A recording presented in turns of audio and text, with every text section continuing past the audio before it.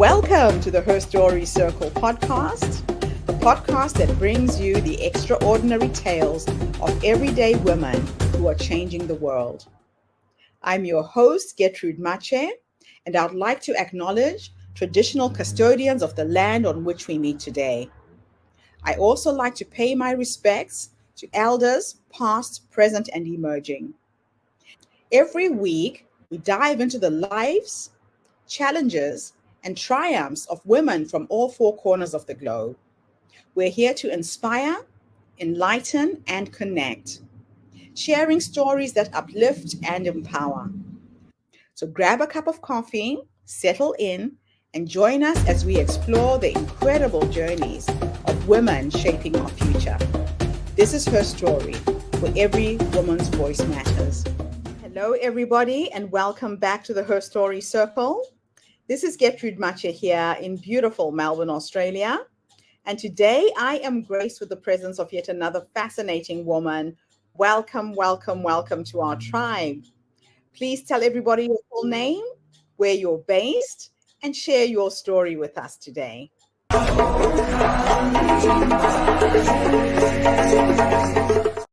Thank you very much for such a beautiful introduction and for inviting me to your Her Story circle.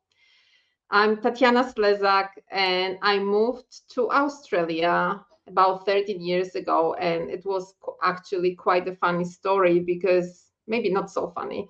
I grew up in Poland, in communist Poland, and it was always my dream to come to Australia as a little girl. And I remember that I received the card with Sydney Opera House, and I imagined that one day I'll go and see it, and that happened.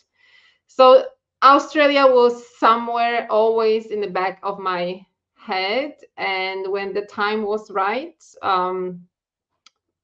my husband and myself and our 3-year-old daughter decided to, actually not the daughter, she didn't decide, but we decided to move to Australia and start our journey in Melbourne. And we were hoping it will be amazing, but it wasn't as amazing at the beginning. Actually, it wasn't amazing for a few years. It was quite hard to adjust for us to the new life here, and we thought that 24 hours by plane, it's not that far, but actually it was far. So here's a bit of the complaint part. However, we pushed through it, and now we also have our second daughter. My kids are at the moment 17 and 11-year-old, and now we live in Melbourne. And it was a big personal journey for me that at this point I am grateful for. But at that moment, back then, I wasn't grateful for it. I was asking myself, what am I doing here? Whoever asked me, why did you come to Australia? My answer was, I have no idea.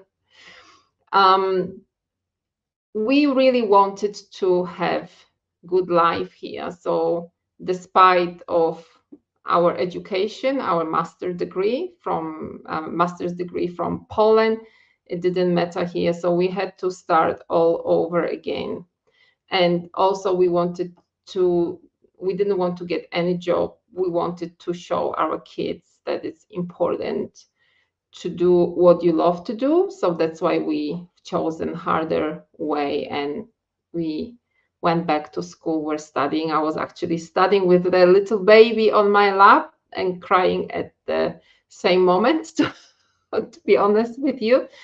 So it wasn't easy for us. Actually, I think that I can tell that I started to feel really comfortable in Australia after maybe 10 years. And it was a big personal journey for us. However, I must say that we were and we still are very lucky, and we meet lots of wonderful people on the way here. So in that regard, I can't complain. but things came up from the inside that they would never come up if I were still in Poland. Things I didn't have to struggle with, as well as my own personal feelings, longing for the family, and seeing that my expectations were a bit different than reality. So that was a big part that led me to where I am today. And now I'm actually grateful for everything that happened. I have no reason really to complain, and I enjoy currently having. Thanks to pandemic, I decided to really to the leap of faith, and I opened my own business currently and seeing clients. And if you would tell me 15 years ago that that's going to happen, probably I would say it's not really possible. So the result of all of it, it's my book, How to Get Out of the Fog. I think now, I'm not sure if you can see it. How to Get Out of the Fog, the blueprint to get your life back and track through self-discipline. So that's the topic about self-discipline and self-care. I realized that one of the things that I realized when I opened my own business, all of a sudden, there was no one to tell me what to do. And the freedom around opening my own business, I had no self-discipline really.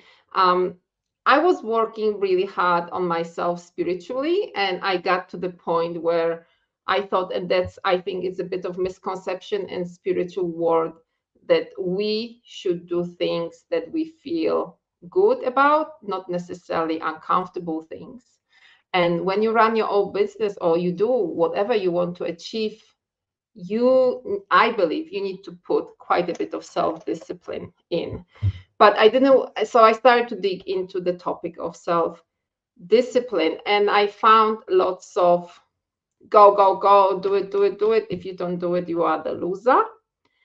But that didn't sit right with me. So I looked on that self-discipline topic from self-care point of view, and I decided to merge those two together, self-discipline with self-care.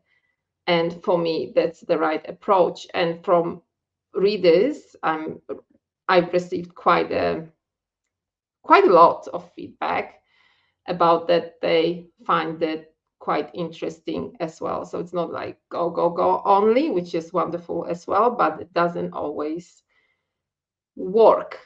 So I've put quite a bit of touch of self-discipline and my own story into it. So, Tatiana, can you share with us the journey that led you to be an expert in self-discipline, care, and love? What are some of the key turning points in your life that have led you to this point? So there were quite a few points. One of them were having kids, right? We so concentrate on kids, which is wonderful and amazing. But knowing that I have no one here to help me out, that was a big one. Because probably if I were in Poland, I could just ask my mom, to help me, and maybe I wouldn't notice quite a few things that I wasn't doing. But then I realized I actually need to really take care of myself in order to take care of my kids. And there were two eye openings for me. One of them, and I think this example we can hear quite often when you are in a plane, they put the oxygen mask first on your child, right? Before you put it on yourself. But the second one, I watched the movie about Mother Teresa, and she really wanted to help those people. She was amazing, but eventually she got sick, and she was told off really harshly by her, what would you call, supervisor? I'm not sure in the convent, how would you call the supervisor? Mother And she said, you Superior. can't help people if you, yes, yes, thank you. You can't help people if you are hungry. And she said, but how can I eat if those people are hungry? But you can't help other people if you are hungry. And this was, that made me think. So how can I take care of my children, of myself, of my family, if I'm not strong, if I'm not fed, if I'm not nourished, if I hate myself, if I dislike myself? What kind of example I give to my kids, uh, and how can I take care of them? So this was the moment from practical, because I'm extremely practical. If I don't see practical reasons to do something, I don't do them, basically. That's the end of the story. You're a very practical So from person. practical, very much so. You have to, I believe, and I would say it quite strongly, that being selfish, if you don't take care of yourself, if you really don't put love to yourself, that's quite selfish. And then Yes. when I started practicing bioresonance, I've noticed how this whole negativity can basically start ruining your body. So this is where I saw the physical result of not loving yourself. You are the closest to yourself. There is no other person who is closest to you than you. That's true. And even That's if you use negative language towards yourself, that's energy that you put to yourself. And then yeah. one day you wake up with a huge stomachache and you're wondering why. Well, here it is why. That might be one of the reasons. So yes, So practicality there. when I can. Let's just stop there and talk about bioresonance. How does bioresonance therapy complement your approach to self-care and self-improvement? And what is the impact that it's had on your clients? Explain the concept to us first. So we have energy, electromagnetic energy in our body. And if one of our organs physically gets sick, the energy is changing. And the machine that I'm using, called BiCom, it's adjusting the frequency into the body. So basically, I'm not doing much. In a sense, I use the machine to put the right frequency in the body, but then it's your work, your body's work, to take this frequency and start heal. You start basically healing yourself. It's like I'm giving you amazing food, and your body is supposed to take all the nourishment from this food. If the body is blocked, and I personally know the person whose body was so blocked energetically that she couldn't get any, not even one person, quite a few people, they cannot absorb even amazing nutrients because the body is either energetically physically stuck, right? So this is Right. the same with frequency, but I'm doing it on a deep cellular level. And Okay. bioresonance adjusting frequency can quite a few clients were mentioning me that they feel better after the, let's call it, adjustment. So, can you explain what an energetic clearing session involves and how it helps the individual break through their limitations? Energetic clearing energetic sessions are a bit we go even deeper into those. This is something new that I started to practice quite a few months ago. I did the training. I went to Poland and I did the training based on the method called body codes. So we talk about negative thoughts, right? They Yes. can get stuck energetically in our body. But not only this, what can get stuck energetically in our body are programs that we take from our ancestors, from our mother and father. Some siblings may have it, some may not have it. And let's say you go to the seaside and you're scared of water and you don't know why, nothing ever happened. And it might be because your mother almost drowned, right? So it's amazing how it works. At the beginning, it was for me all the woo stuff, but then I watched, before I watched the Netflix series, Another Self, about similar topic. And I've also heard about some therapy sessions that they clear those things out from your body. Right. So how we do that, and this is the thing I can say, I don't know how it happens, really. But kind of with my client, we create this field and we look for the emotions where they are in the body. We try to figure out, is it from your mother? Is it from your father? And by touching main meridian here, we release them. And again, my practicality comes to place because I like about this method that we don't need to go deep into the trauma and relieve it again. Like in many sessions, you need to relieve it again. You don't need to relieve it. Tuck it, and in subconscious level, we just remove it. Okay. And I must say, people keep coming back to do those sessions, not because they didn't work, but because it helped so much. because they work. So we go into yes, not because do it again because you suck. No. Actually, quite the opposite. I love this. Now, you mentioned your work with Healy technology. For our listeners who are not familiar, can you describe what it is and how it supports your mission? So Healy, I call it this way. To come and see me for the bioresonance session is like you going to the hairdresser. Healy is the technology that you can work at home. You can use at home on regular basis. So you're brushing your hair every day.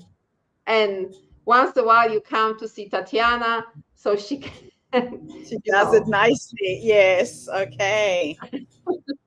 I love that. I love Healy. I love this little device. I think it's absolutely amazing. And everybody can use it at home. So it's similar to bioresonance. It's going to a really deep cellular level and putting the right frequency in. And it's lovely because my husband, who is an engineer, he loves this technology. He thinks it makes sense. He understands it perfectly. So it's not woo anymore. It's becoming a real thing, you know? That's excellent. So, as an author, how do you use your writing to inspire and guide others to unlock their potential? So actually, I was asked this question. I use my own personal stories. So I don't feel I am here to tell people what they should do. Everybody is on their own journey, as on their own path. But what I can share is share my own story. And I've put lots of vulnerable stuff into my book. I mentioned my food addiction that I was struggling for years. I mentioned my financial problems. I mentioned lots of mental breakthroughs that I had to go through. And someone recently asked me, didn't you feel bad sharing this? And I realized I really don't, because I feel and I felt when I tell the story, it's not about me. I don't feel it's about, I don't know if it makes sense, but I really don't feel it's about me. I feel it's for you. Yes. And you can take from this or you may not take from this.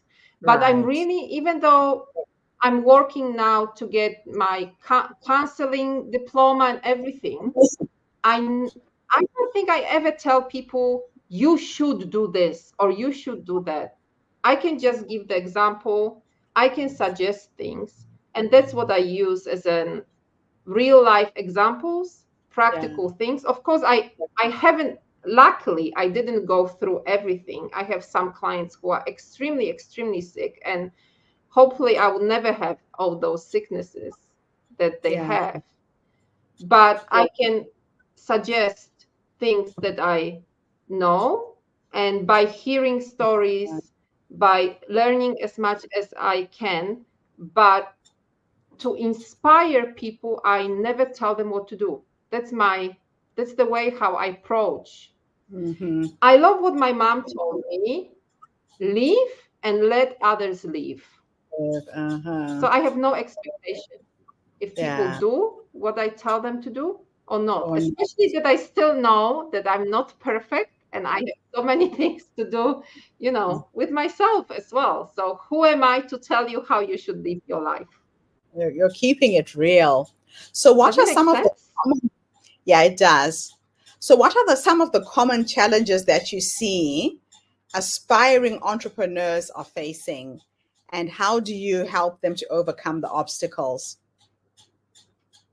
On energetic point of view, and this is what I had huge problems with, energetic point of view, I realized that I have huge blockages actually from my father, who had many businesses and none of them worked.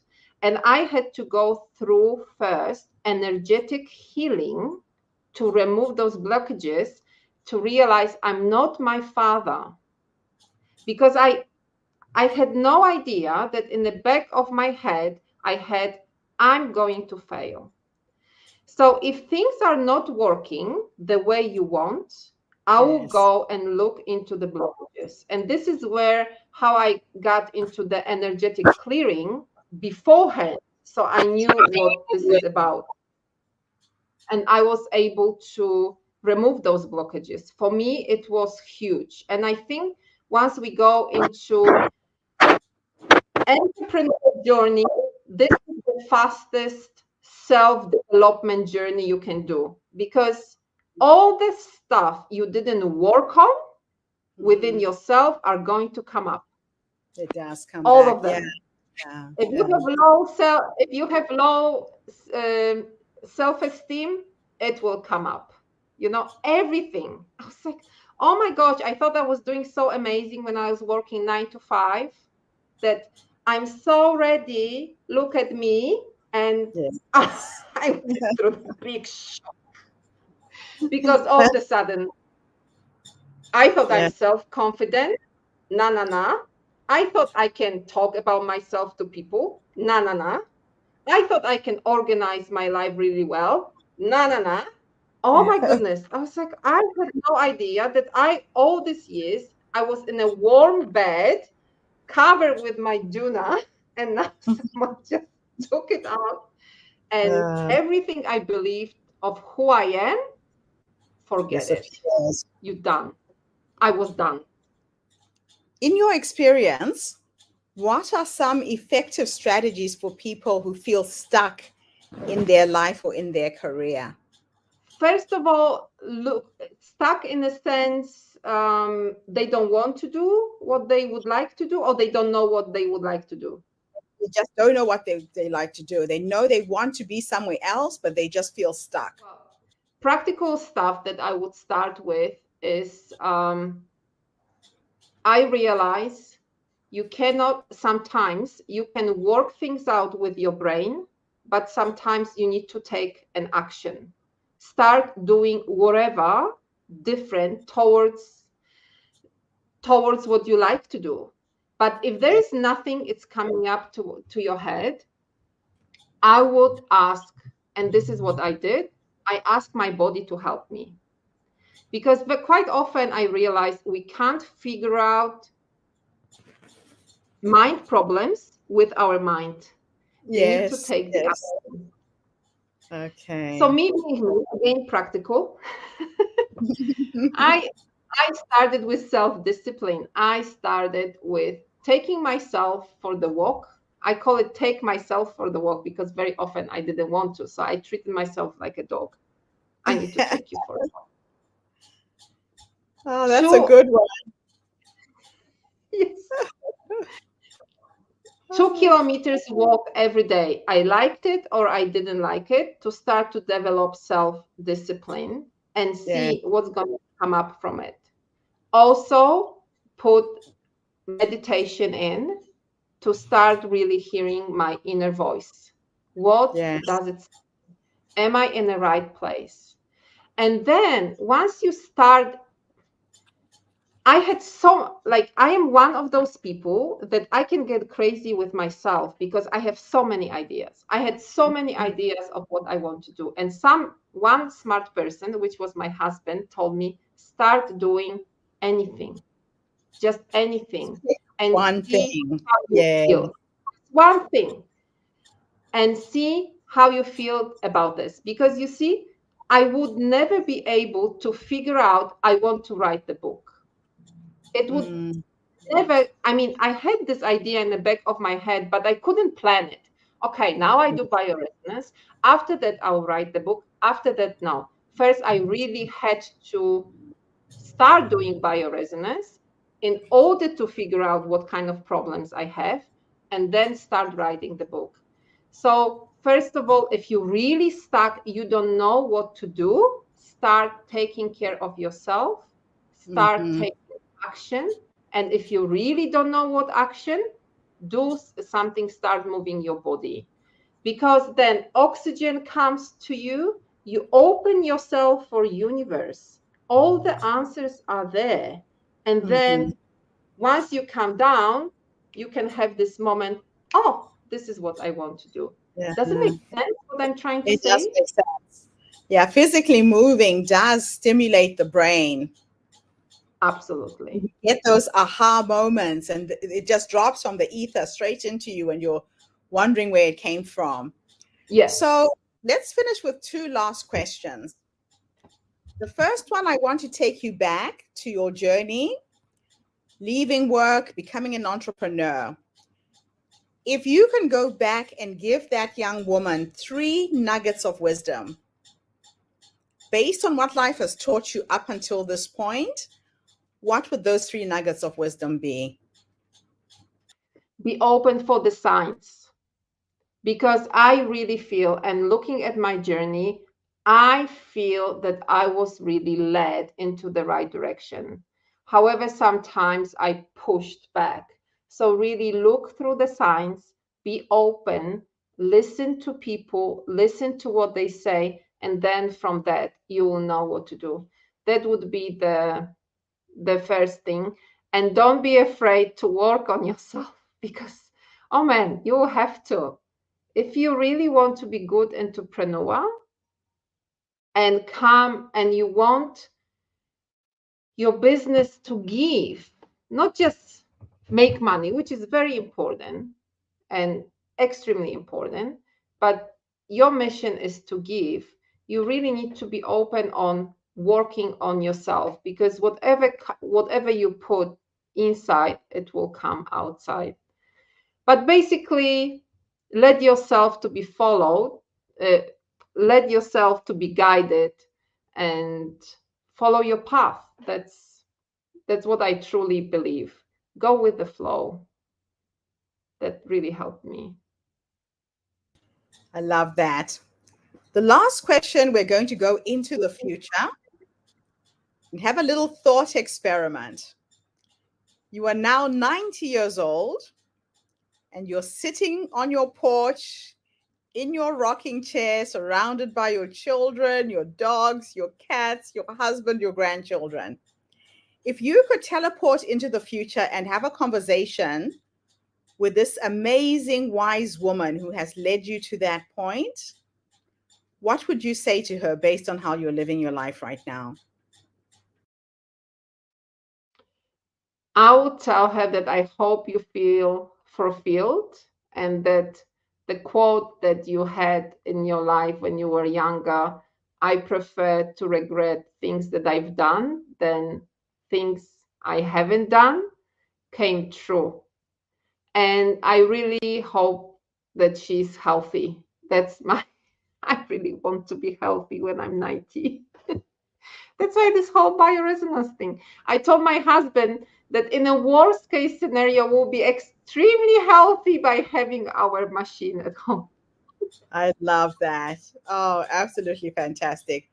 Tatiana, it's been an absolute pleasure talking to you, learning from you today. If people want to get hold of you, I had your website scrolling at the bottom of the screen. Please get hold of Tatiana, get those clearings, get the support that you need to move from where you are to where you really want to go. And thank you to everybody who's tuned in today. The Her Story Circle is connecting you with some pretty phenomenal women from all walks of life. Today we have Tatiana, although in Melbourne, Australia, via Poland. So tune in again tomorrow when I interview yet another amazing woman. And in the meantime, have a fantastic day, morning, or evening, wherever you are in the world. And bye for now. Thanks again, Tatiana. Thank you very much for having me. Thank you for tuning into the Her Story Circle podcast. I hope today's story has inspired you to believe in the power of our stories and the difference you can make in the world when you use your voice. I'm Gertrude Mache, and it's been an honor to share this space with you, where voices from all walks of life come together to weave a rich tapestry of diverse perspectives. Don't forget to subscribe, rate, and review our podcast to help us share these stories with more listeners.